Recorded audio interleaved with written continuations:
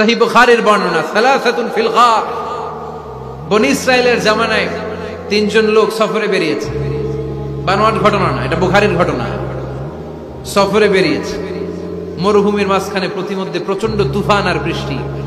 বৃষ্টি থেকে বাঁচার জন্য এরা একটা পাহাড়ের গুহার ভিতরে ঢুকেছে। হঠাৎ থান্ডার, বজ্রপাত, বিজলি, মুষলধারে বৃষ্টি। বৃষ্টির পানিতে পিচ্ছিল হয়ে উপর থেকে বিশাল প্রকাণ্ড একটা পাথরের খণ্ড এসে গুহার মুখের মধ্যে আটকে গিয়েছে।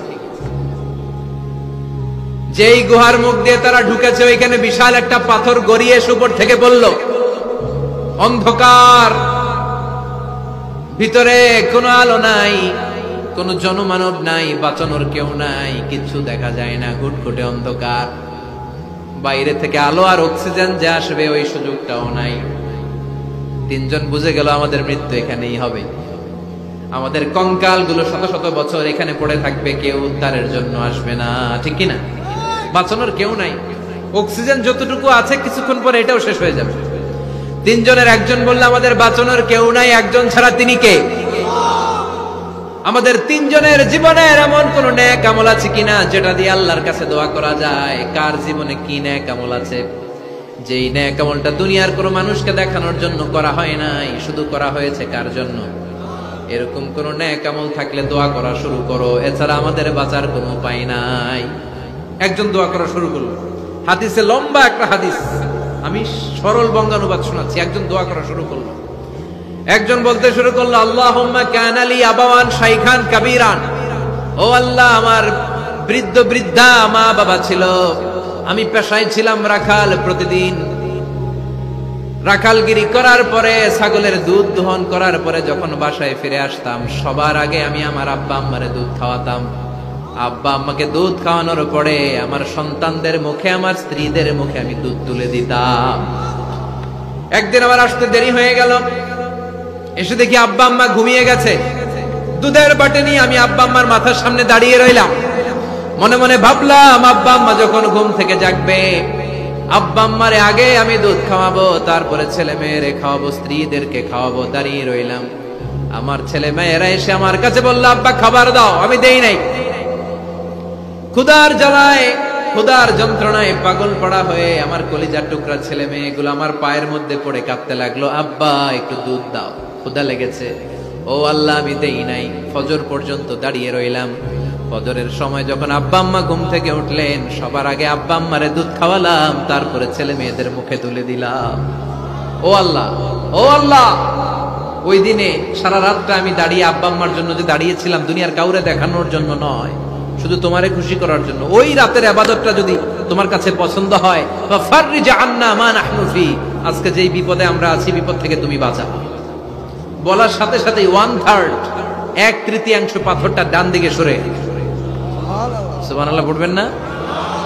এবার বাইরে থেকে আলো আসতে শুরু করেছে, অক্সিজেন ঢুকতে শুরু করেছে, তাদের মনের মধ্যে স্বস্তি ফিরে এসেছে।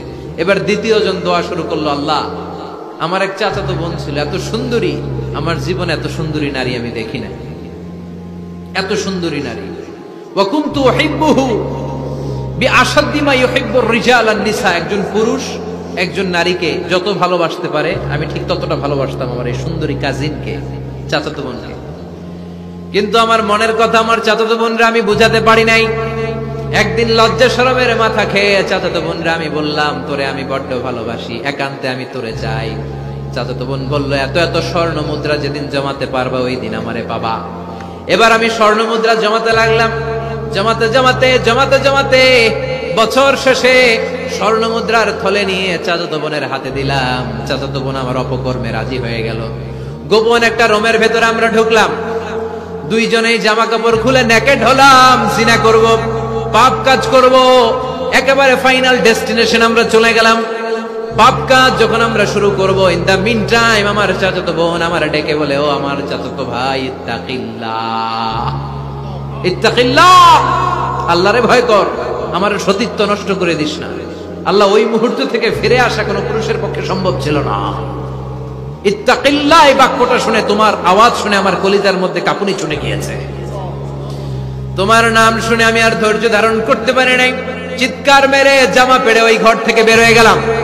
ও আল্লাহ, শুধুমাত্র কেবলমাত্র একমাত্র তোমার ভয়ে ওই দিন আমি আমার চাচাতো বোনের সাথে পাপ কাজে লিপ্ত হই নাই।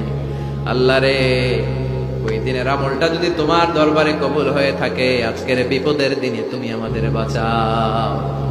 বলা মাত্রই এই দোয়া আল্লাহর কাছে এত কবুল হয়েছে, কারণ আল্লাহর ভয় এটা পৃথিবীর সবচেয়ে বড় ইবাদত। চিল্লায় বলেন ঠিক কিনা? যাদের হৃদয়ে আছে আল্লাহর ভয়, তারা কবু পথ ভুলে যায় না। আল্লাহর প্রেম ছাড়া এই দুনিয়ায় কারো কাছে কোনো কিছু চায় না। ঠিক কিনা? আল্লাহর ভয় আল্লাহর কাছে সবচেয়ে বড় প্রিয় ইবাদত। আল্লাহর কাছে দোয়াটা এত পছন্দনীয় হয়েছে, মুহূর্তের মধ্যে 2/3 পাথরটা গুহার মুখ থেকে ডান দিকে সরে যায়। 2/3 পাথর এখন সরে গিয়েছে। এবার তারা বেরোতে চেষ্টা করলো, দেখা যায় হাত বেরোয়, কারো পা বেরোয়, মাথা বেরোয়, কিন্তু পুরো বডিটা নিয়ে বেরোয়া যায় না। বাকি আছে কয়জন? কথা কন। এবার 3 নাম্বার লোক দোয়া করতে শুরু করেছে, আল্লাহ ইন্নী ইস্তাজারতু উজারা ফাদাফা'তু থামানাহুম। আল্লাহ, আমি অনেকগুলো শ্রমিক ভাড়া করেছিলাম, তাদেরকে দিয়ে কাজ করিয়ে তাদের ঘাম শুকিয়ে যাওয়ার আগে প্রত্যেকটা শ্রমিকের পারিশ্রমিক আমি দিয়ে দিয়েছি। সবগুলো শ্রমিক আমার কাছ থেকে পারিশ্রমিক বুঝে নিয়েছে, একজন ছাড়া। একজন না নিয়ে চলে গেছে। তার টাকা তারে আমি বুঝাই দিতে পারি নাই। তার রেখে যাওয়ার টাকা দিয়ে আমি কয়েকটা ছাগল কিনলাম। ওই ছাগল পালতে পালতে বাচ্চা দিল, আরো বাচ্চা দিল, দিতে দিতে বিশাল ছাগলের ডেইরি ফার্ম বানালাম।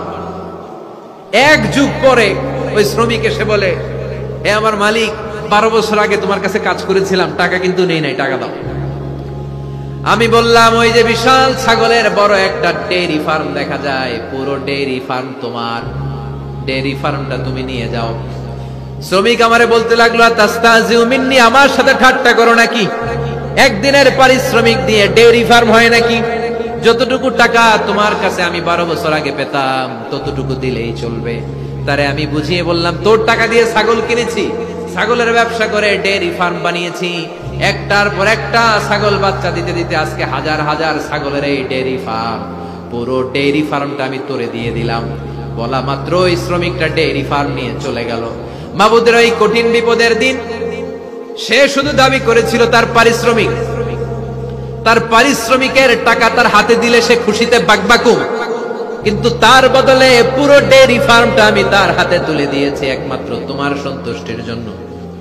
ওই দিনের আমলটা যদি তোমার দরবারে একটুও ভালো লেগে থাকে রে মাওলা, আজকের কঠিন বিপদ থেকে বাঁচাও। বলতে দেরি, মুহূর্তের মধ্যে বিশাল পাথর খণ্ডটা গুহার মুখ থেকে ডান দিকে সরে যাও। আল্লাহর শুকরিয়া করে 3 জন বের হয়ে যায়। সহিহ বুখারীর বর্ণনা। আপনার জীবনে এমন কোন নেক আমল যদি থাকে যেটা শুধু আল্লাহরে দেখানোর জন্য করছিলেন, আমরা আমল করব অবশ্যই দেখানোর জন্য, তবে মানুষকে নয়। কারা দেখানোর জন্য? আমাদের সব দেখানো হবে একজনকে। চিল্লায় বলেন, তিনি কে? দোয়া করলে যে কবুল হয় বিশ্বাস হয় মুসলমান?